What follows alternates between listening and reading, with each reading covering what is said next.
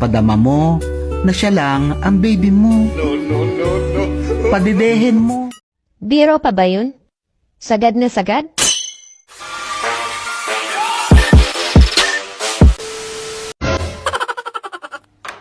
Oh, andiyan ka na pala. Kumain ka na, andiyan yung pagkain sa mesa.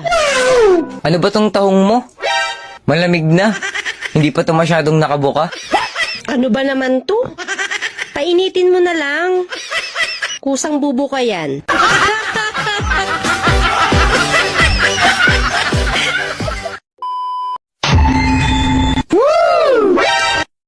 Ibang klase talaga si ma'am.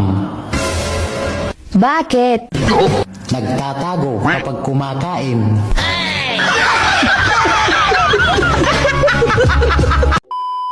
Mahal, sa susunod nga, wag mo nang yayain ng inuman dito yung kumpare mo. Oh, bakit naman? Kasi kagabi, lasing na lasing ka. Wala kang kamalay-malay, pinakialaman na ako ni kumpare mo. Ikaw naman, binibiro ka lang nun. Biro pa ba yun? Sagad na sagad? Oh, ba't hindi ka sumigaw? Baka mabitin eh.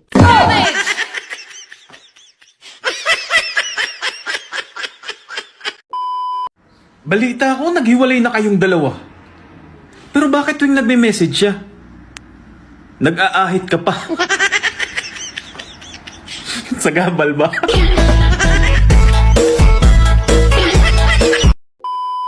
Ano ba ang pinagkaiba ng masarap at maganda? Parehas namang ako yan. Sorry na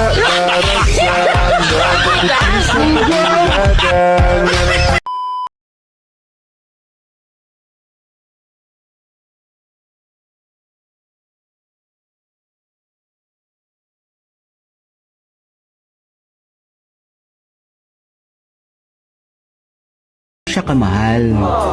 Lambingin mo at ipadama mo na siya lang ang baby mo. Padidehin mo.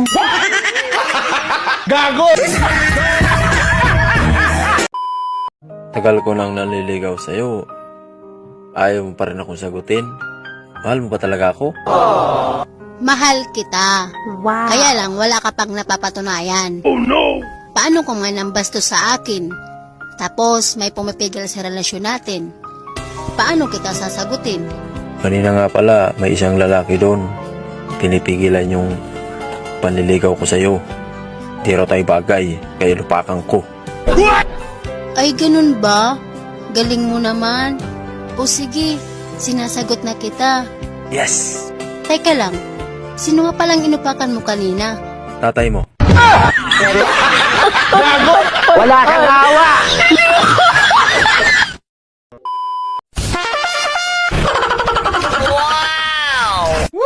Bagong ligo yung asawa ko ah. Hindi ako pwede ngayon. May lakad kami ng mga kaibigan ko. Ganun? Sayang naman tong pera ko. Wala akong paggagamitan. Aray! Ang sakit naman ng ulo ko.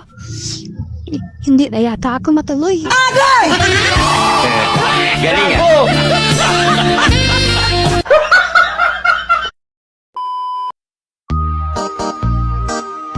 Alam nyo ba kung ano ang pagkakaiba ng piyesta sa Valentine's Day? Ang piyesta, sa isang lugar lang may kainan. Wow.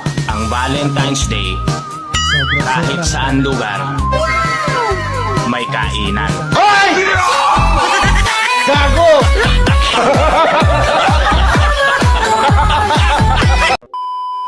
Dati, yung mayaman kami, madalas kami magkamay. Ngayon na mahirap na kami, kutsara na lagi gamit namin. Teka. Parang baliktad naman yata si... Mahirap kamay yung lugaw eh.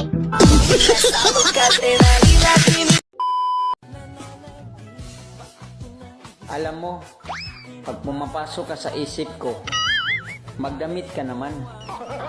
Yan tuloy. Isip ako ng isip sa'yo.